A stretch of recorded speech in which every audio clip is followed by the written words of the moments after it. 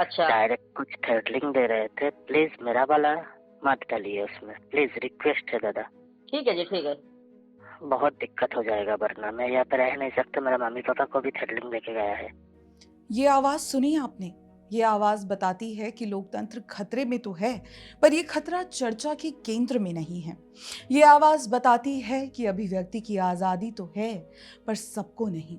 दरअसल इस आवाज की पहचान नहीं है, क्योंकि अगर पहचान दे दी तो शायद वो वापस कभी सुनाई न दे। नमस्कार, मैं हिमांशी। स्वागत है आप सभी का द पैम्फलेट में। दोस्तों, द पैम्फलेट की टीम इस वक्त पश्चिम बंगाल में है, केवल इसलिए ताकि वो आपको वो सच दिखा सके जो मेन स्ट्रीम मीडिया दिखाने से कतराता है। पश्चिम बंगाल में हिंदू विरोधी हिंसा की खबरों को तो आपने हमेशा ही सुना होगा, लेकिन इन दंगों के अलावा और हिंसा के बाद हिंदुओं की क्या स्थिति है, इस पर चर्चा कम ही होती है। इसलिए मैं आज आपको उस पश्चिम बंगाल की झलक दिखाऊंगी जो हर दिन हिंदू विरोधी हिंसा के साए में जी रहा है। यकीन मानिए दोस्तों, यही सब कुछ ग्राउंड में मौजूद हमारी टीम को भी देखना पड़ रहा है, जिस पर हम विस्तार से बात करेंगे। मगर फिलहाल बात होगी ग्राउंड टीम की ओर से जो अपडेट आया है उस पर।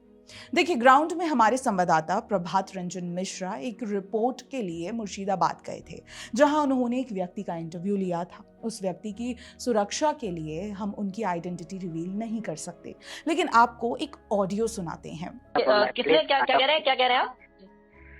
मेरा जो बयान था बेलडंगा शांति के लिए, हाँ जी, हाँ जी। प्लीज मेरा वाला फुल कटअप कर दीजिए, क्योंकि मेरे घर में 4-5 लोग आए थे। अच्छा। डायरेक्ट कुछ थ्रेटनिंग दे रहे थे। प्लीज मेरा वाला मत डालिए उसमें, प्लीज रिक्वेस्ट है दादा। ठीक है जी, ठीक है। बहुत दिक्कत हो जाएगा वरना मैं यहाँ पे रह नहीं सकता। मेरा मम्मी पापा को भी थ्रेटनिंग देके गया है। थ्रेड लिंक भेज रहे हैं आपको? हाँ, ठीक कानो ठीक। कान हो चुका है, इसलिए मेरा वाला प्लीज कट ऑफ कर दीजिए, फुलफिल जितना भी है, वरना दिक्कत हो जाएगा। ठीक है जी, प्लीज, ठीक थैंक है। यू। ठीक है, मैं टीम को बोल दूंगा।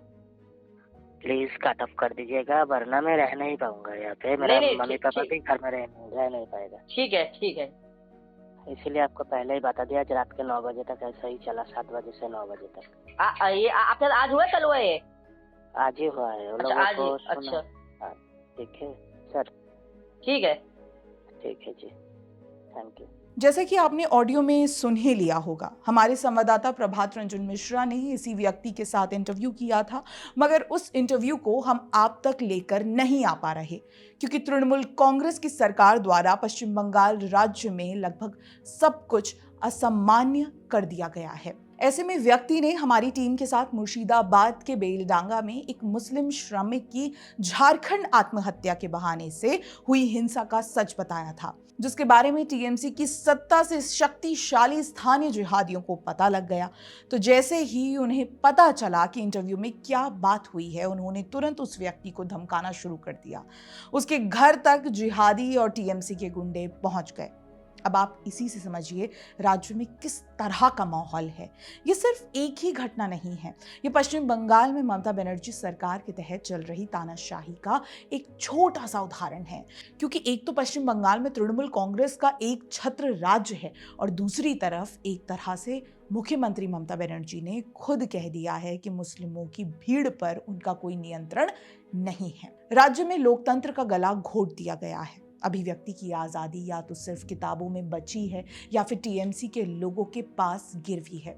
अगर कोई व्यक्ति सरकार के खिलाफ बोलता है तो उसे धमकियां मिलती हैं, गिरफ्तारियां होती हैं, या फिर बदतर हालात में उसकी जान पर बनाती है।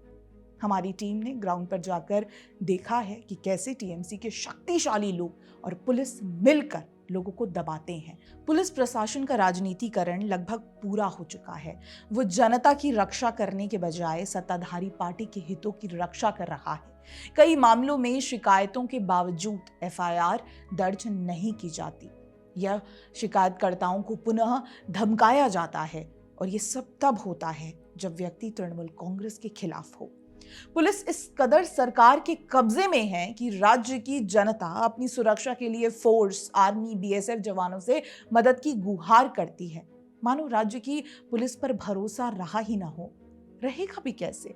राज्य की पुलिस तो मुख्यमंत्री और पार्टी की गुलामी में लगी हुई है, अपनी मुख्यमंत्री का सुरक्षा कवच बनी हुई है। फिर चाहे राज्य के लोगों की जान क्यों ना चली जाए, पुलिस प्रशासन केवल अपनी ममता दीदी के लिए पद पर बैठे हुए हैं। आज जिस व्यक्ति को जिहादियों और टीएमसी द्वारा धमकियां मिल रही हैं, क्या उस व्यक्ति की सुरक्षा का जिम्मा ममता बनर्जी ले सकती हैं?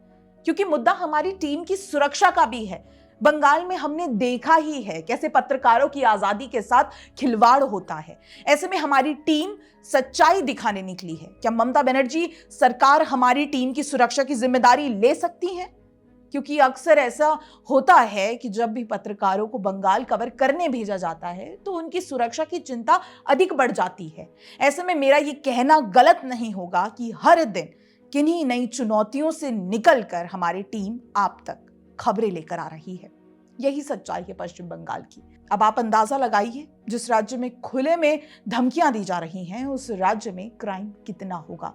देखिए, सच कहें तो हर कोई जानता ही है कि बंगाल में अपराध कितना सस्ता होता जा रहा है। महिलाओं के साथ अपराध तो चुनाव की जैसे परंपरा ही बना दी गई हो। National crime record bureau NCRB की क्राइम इन इंडिया 2023 रिपोर्ट के मुताबिक पश्चिम बंगाल में 2023 में महिलाओं के खिलाफ कुल 34,691 अपराध के मामले दर्ज हुए। इसके अलावा 2022 से 10,024 केसेस जांच के लिए बकाया थे, जिससे कुल 44,731 केसेस जांच के अंतर्गत रहे। ममता बनर्जी कहती हैं कि एनसीआरबी के आंकड़े उठाकर देख लो, राज्य में कोई क्राइम रेट नहीं है। तो लीजिए ममता दीदी जी, पढ़ लिए आपके राज्य के क्राइम रेट जो सबसे ज्यादा है और दिखाता है कि एक महिला मुख्यमंत्री के होते हुए भी राज्य की महिलाओं का बद से बदतर हालत है। क्या यही है आपकी महिला सुरक्षा का मॉडल, या फिर महिला की सुरक्षा और सम्मान केवल बैंक अकाउंट तक सीमित करके रख दी गई है? क्या यही है आपकी मां माटी मानुस वाली सरकार? ये सब देखकर लगता है कि बंगाल एक जंगल राज में तब्दील हो चुका है। पुलिस प्रशासन सरकार के गुंडों की तरह काम कर रहा है। अपराध दर बढ़ रही है, लेकिन दोषी बच रहे हैं क्योंकि सिस्टम राजनीतिक है। महिलाएं, अल्पसंख्यक समुदाय जैसे हिंदू, आदिवासी सब असुरक्षित हैं। ममता दीदी की अपीजमेंट पॉलिसी ने राज्य को चरमपंथियों का अड्डा बना दिया है। फर्जी वोटर आईडी, बॉर्डर फेसिंग में बाधा, सब राष्ट्रीय सुरक्षा को खतरे में डाल रहा है। मुर्शिदाबाद, मालदा जैसे जिलों में सांप्रदायिक हिंसा आम है। बंगाल में मौजूद हमारे संवाददाता से जब मैंने बातचीत करी तो उन्होंने खुद ये बात बताई कि जब वो इस इंटरव्यू को लेने मुर्शिदाबाद गए तो वो वहाँ रुके नहीं, बल्कि इंटरव्यू लेते ही तुरंत निकल पड़े, क्योंकि आगे का खतरे का आभास उन्हें भी हो गया था। और ये भी वो अच्छे से जानते ही हैं कि पुलिस की मदद लेना खुद को गड्ढे में कूदने जैसा ही है। और हम सब ये अच्छी तरह जानते हैं कि मुर्शिदाबाद जैसे क्षेत्रों में हिंसा किस कदर होती है। पिछले साल 2025 में भी कई दंगे हुए जहां पुलिस ने एक तरफा कार्रवाई की। संदेशखाली में महिलाओं पर अत्याचार हुए, लेकिन सरकार ने इसे दबाने की कोशिश की। हम ही थे वो जिन्होंने संदेशखाली के मुद्दे पर जोरों शोरों से आवाज उठाई थी, वहां की महिलाओं के लिए। आरजीकर अस्पताल में डॉक्टर की हत्या और बलात्कार के बाद पुलिस ने सबूत मिटाए। क्या ये न्याय है? नहीं। अरे ये तो तानाशाही है, और इसी तानाशाही के गुलाम राज्य की जनता बन रही है। ऐसे में अगर हम ममता दीदी को किम जोंग उन की बहन का दर्जा भी दे दें तो कोई बुराई नहीं है। दोस्तों, पश्चिम बंगाल में ममता बनर्जी की सरकार ने लोकतंत्र को कैद कर लिया है। अपराध, तानाशाही, पुलिस की मनमानी सब मिलकर राज्य को बर्बाद कर रहे हैं। एनसीआरबी के डेटा और ग्राउंड रिपोर्टिंग से साफ है कि बदलाव की बहुत बहुत ज़्यादा ज़रूरत है। हम आगे भी आप तक कई ऐसी खबरें लेकर आएंगे। हमारे पत्रकार ग्राउंड पर हैं। बने रहें द पैम्फलेट के साथ। बहुत बहुत धन्यवाद।